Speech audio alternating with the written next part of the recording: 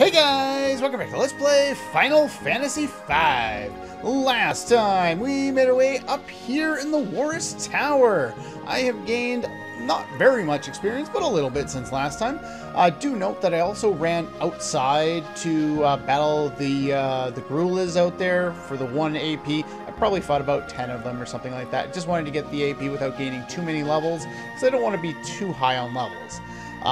One thing to note is while you're trying to farm your mithril swords, put Ferris in the back row. It'll save you on healing, and anytime you encounter the 2 ice soldiers or ice knights or whatever they're called with a recalled mage, use your white mage to cast mute on the recalled mage, because they can cast drain, which can one-shot some of your characters unless it's a knight, and that's a bad time. So your first move should be attempt to steal. Second move should be casting mute. That'll save things for you. On this floor, you can encounter the 3 recalled mages, and you can also encounter the 2 ice soldiers and the recalled mage if you want to do that. You can encounter other enemies, but it doesn't really matter. If you want the wyverns to steal the mithril daggers, the previous 2 floors are prime spots to find 2 of them. If you do find 2 of them, don't kill one of them after you've stolen from them, because that'll cause the other one to use the that wind attack, and that's not particularly useful. Well, it hurts a lot. Sorry about that. My dryer decided it was going to bounce around, or maybe it was the washer. One of them decided it was going to bounce around for the last 5 minutes, so I think I covered everything I wanted to before we move on. Do know, yeah, the other thing you could do is if you're fighting around trying to get those items, you could turn somebody into a blue mage and use the spell Flash, because Flash is good at reducing everyone's accuracy, making it easier for you to kill them. Let's take a look at my my work there. About 33 swords, not too bad. 14 daggers, maybe 20 minutes, a little more than 20 minutes worth of work. It's really not that difficult to do, and it gets you enough money to move on. Also note that I did return to town in the meantime, and I've sold off all the extra stuff that I didn't need, including that bell that I was so shocked that I got. For whatever reason, I always think the healing staff is in the chest, but it's the Chancellor that gives you the healing staff. So that was my mistake. I was not remembering things properly, but anyway, just because that bell, it's for a job class we don't have yet, and it's not particularly useful, just get rid of it. Deals some random damage, I think, but we don't need it. Anyway, so we've done that. Now, let's go this way. Finally. The cutscene won't start as soon as you get in here in case you run in here by mistake, so don't worry about doing that. Being controlled. Oh. Apparently he's gone wild, or feral, or whatever. Alright, the first time I will be doing a boss 2 times. First time, let's fight him properly. Now, this guy will counter, got 1200 HP, he counters a lot of attacks. So, oh, am I still in the back row? I'm still in the back row. I don't want to be in the back row. I'll have to remedy that in a moment here. But basically, just build up, use your normal attacks. You shouldn't have any trouble with that. Let's see, all looks good. Could have healed himself. But yeah, he gets a couple of attacks per turn as times go by, because it doesn't announce it, but he does counter physical attacks dealt to him. And apparently magical attacks too. Ooh, we do want to make sure we keep our healing up. You know what? Do not hit Gullif. Do not hit Gullif. Thank you. Basically, if you are smart and cast a cure spell every round, use build up as opposed to anything else. Let's see here. I'll show you the vampire trick here. Cast it on yourself. Oh, it's not full HP, but anyway. Get one more cure spell in. This battle isn't the easiest when you don't cheese it in any way at all, especially if the boss decides to go after you as heavily as he's done so far here today. Another ice spell. Is that enough? barely surviving here. His attacks do inflict what's called HP slip. Wow, didn't expect that to happen. Let's see here. Phoenix down. So that is one thing you may want to be aware of. HP slip, just your HP keeps falling. It's kind of like a poison status, but not exactly. Bart's is going to do the majority of your damage. With all of the mithril blades that you've got, you could turn everyone into a knight and just use normal attacks and you'll win very quickly. Maybe put one person as a white mage or something like that, and that could help. But there are so many ways to cheese this fight. Let's show this one more time. Okay, so he is susceptible to flash. You could use flash, he can't hit you, he only uses normal attacks. You pretty much win the fight right there. 2, the whip you got from Magisa has a paralyze effect, and you can use that if you want to. Let's see, what else can we do? As I was mentioning before, you can use your ice staff to take him out. He doesn't have any spells, but basically how this works, if I haven't mentioned it, you double tap on it and it'll break the rod. So you lose the rod, but it deals Ice 3 to the target. You can use that against any of the enemies any of the bosses up till now to one-shot them. Ice 3 is way more powerful than any of the spells we have at this point. One-shots pretty much all bosses or damn near close to one-shotting them. That's one way you can get through this fight. The other one is casting Mute on it, or you don't even have to cast Mute on it, and then casting Frog Song on it because he's susceptible to that, assuming it hits. But what happens is he's one of those bosses that will counter being turned into a toad by casting Toad on himself over and over again. That animation there was the Elf Cape in action. If you're level 9 like he is, then you can use... would you please work? You can use Goblin Punch to deal a whole whack ton of damage to him. Let's see...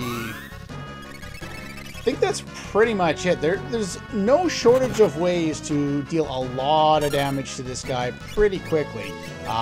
Would be nice if Frog Song would please work. Thank you. And now he tries to cast Toad, but he no longer can because he's muted, and that's pretty much the extent of the fight. Yeah, he doesn't do any damage. Like I said, you can also use Flash if you wanted to use Flash, and that would also negate most of his physical attacks. So many ways to cheese your way through this guy. Oh, he finally is back. Now, if that does happen, you can always just do it again, cast Frog Song again. Now he'll be able to get himself out of that, but it means he's wasting a turn trying to turn him into, or trying to get him out of that. You could also, sometimes his spells will fail. The same thing with the drain spells of the recalled mages outside. You can get rid of, or they can try and cast drain and then it just doesn't work. But anyway, lots of ways to get through that fight really easily. But now that we've stopped him, we can try and save the crystal.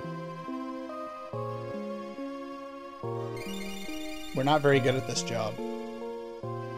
Nope, not at all. The thing is, even though we're not very good at our job, every time we fail, we get more powerful. Because every time we fail, and the crystal shatters, we get more job classes. Oh. Sir Goluf? Oh. Where did you come from?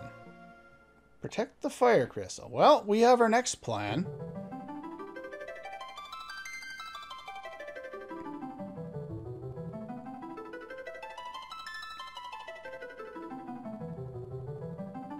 Come on, game. Figure out what we're doing.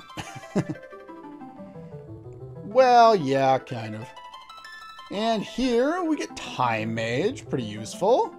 And we get the Mystic Knight, useful in situations. And we get the Berserker. I'm going to talk about that in a moment here. And we get the Red Mage, useful for basically one thing. And we get Summoner. But the thing is, as soon as you check the last one, you're not able to get that one that's hiding up there. That's not a bug or anything like that. You're supposed to miss out on that one. You'll be able to collect it at well, not the end of the game, but in the last third of the game. Yeah, we are not able to go up there. You go up here, can't go over there. Can't exit out this way because he's dead and he died in front of the doorway. So you have to go this way. There's no way around that. And I'm not exact. I guess the destruction of the water crystal caused this, but I'm not 100% sure why. But anyway, we fall into the water. Sildra? Not someone I expected to see. Dinner. Must eat people. No. You don't go that way. It looks like they're walking around, but I guess they're, you know, caught in ocean currents or something like that. But yeah, we become lunch for Sildra to sustain him and make him strong again. At least I think that's the plan. Or we just rode around in his mouth. Kinda gross. But sure, we're alive.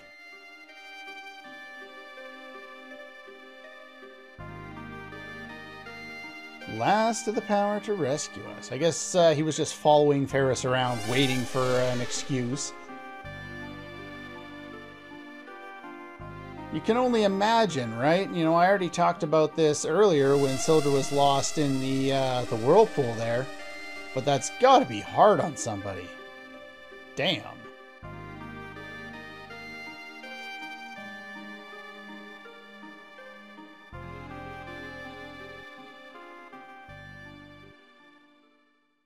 Well, that was depressing.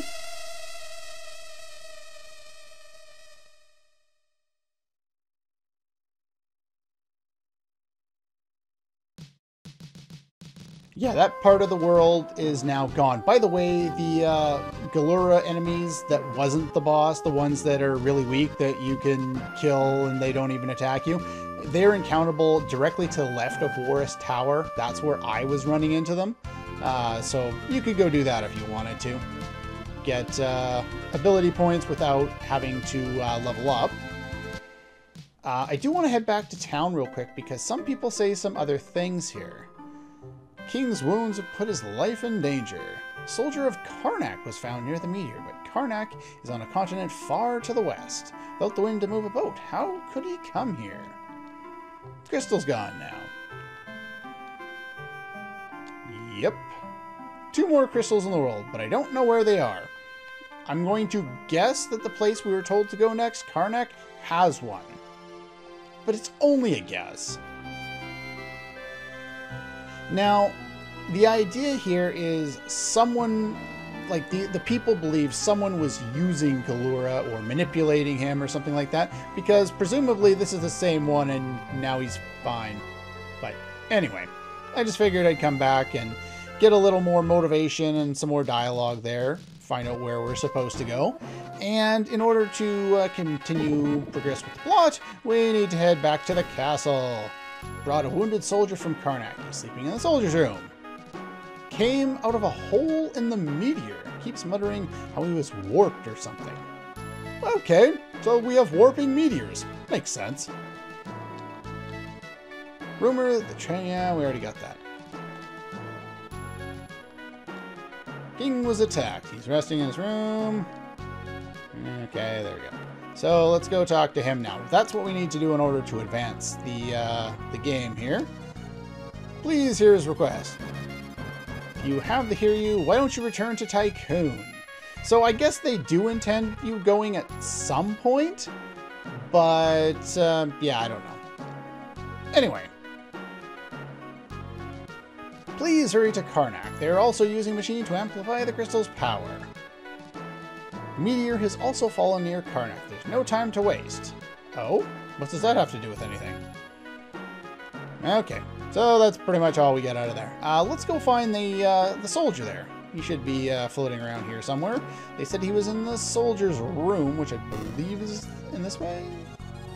Yeah, there we go. I was investigating the inside of the meteor that fell near Karnak, and I fell unconscious, and I found myself in a meteor around some tower. Where the heck's my castle? Okay. Yeah, you already said that. Hey, come back here. The water's getting tainted, huh? Well, that's not all we can do around here. There is one more... No, I don't want to do that. I wanted to go out one of them doors. This one, I believe? Is it through here? It's through one of these that we can do things. Getting that fire rod from... oh, where is it? No, this is the wrong one. From the Recalled Mages. Like I said earlier, every time I've played the game, I've gotten it on my my first battle with 3 of them, but I've never been able to get a second one. So I would highly recommend you at least attempt to get one. I don't think there's anything down here. I think I'm thinking of a different area where there's also a sword in the water somewhere. Yeah, not in there. Okay. But anyway, if you go up here, we have a water tower. We can go in here and loop around here, run into some enemies, more ice soldiers. You could steal more mithril swords from them if you want. I think I've got more than enough at this point, but that's entirely up to you. I'm just going to run through these guys. You could also get Frog Song here if you needed to. But anyway, Game, I'm trying to talk here. You'll soon recognize that little shining light there as representing an esper in this game. And that's what it is here. So I'm going to double check my setup and get ready to see if we can deal with this.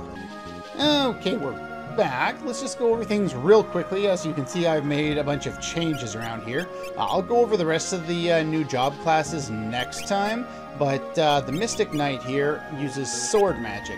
Basically, a lot of black magic spells and some white magic spells, you can see here with Mute, can be turned into sword magic. Basically, you cast it at the beginning of the fight, and then you attack with that element or that status effect for the rest of the battle.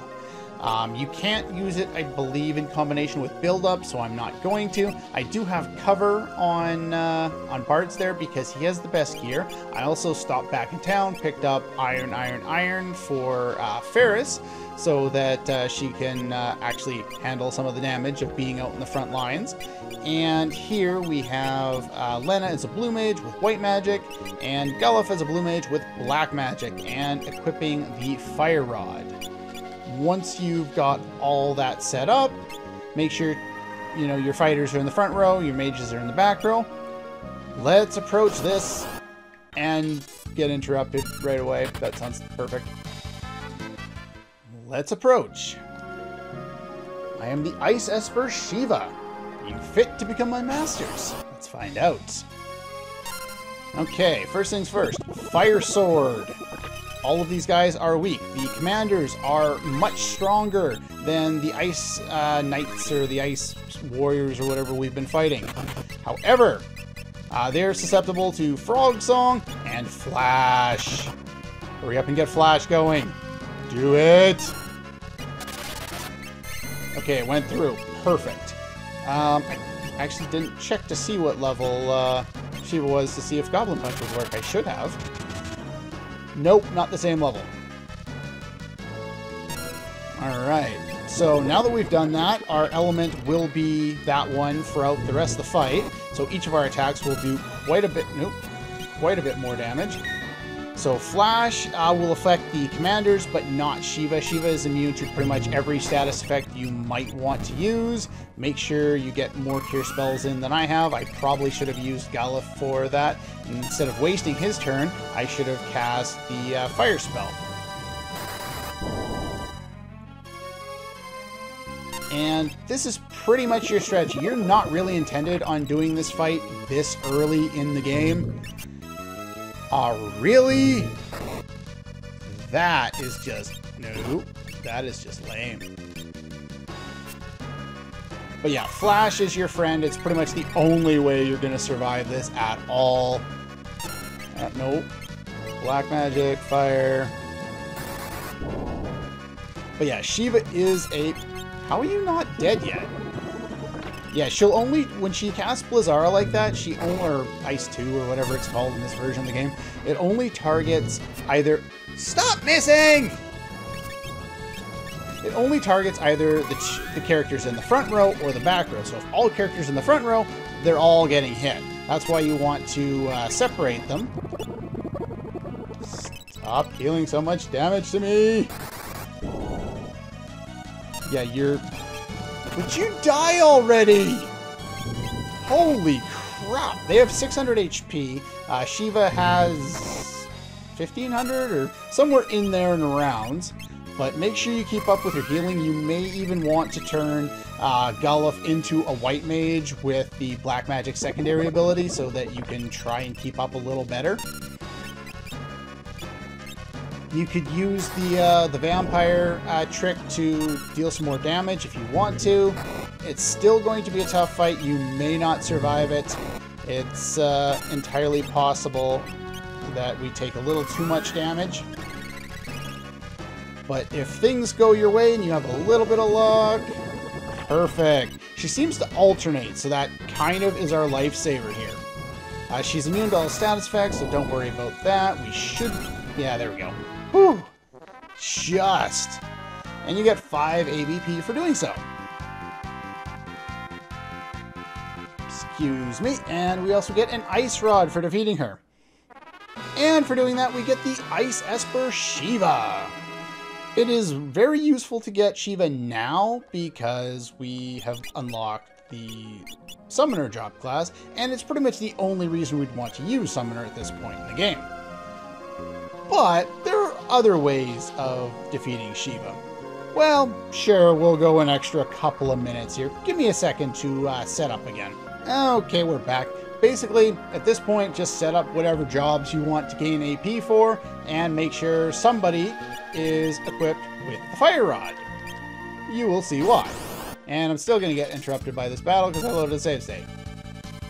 Run away. Stop wasting my time. Now, this is the only time I will be showing this off because I've mentioned this strategy a whole bunch of times already. Flash. Do not kill Gullif, please. Build up. Do not target. Good. Because basically you just need to get to his turn, and you select the Fire Rod, you break the Fire Rod, fire 3 on all enemies, kills all of them, make sure your other guys are set up to attack, and that's the battle. Much easier that way, but you lose the Fire Rod.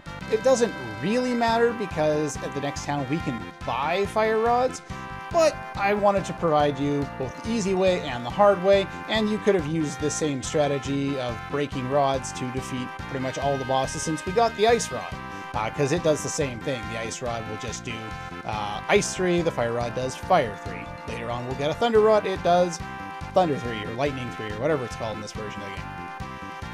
But anyway, that's all I wanted to go over today. Next time I will meet you all healed up and ready to go, and we can head over to the meteor, which seems to be the source of all of this questioning about how a Karnak soldier ended up all the way over here. That's all for this one, and I'll see you guys next time.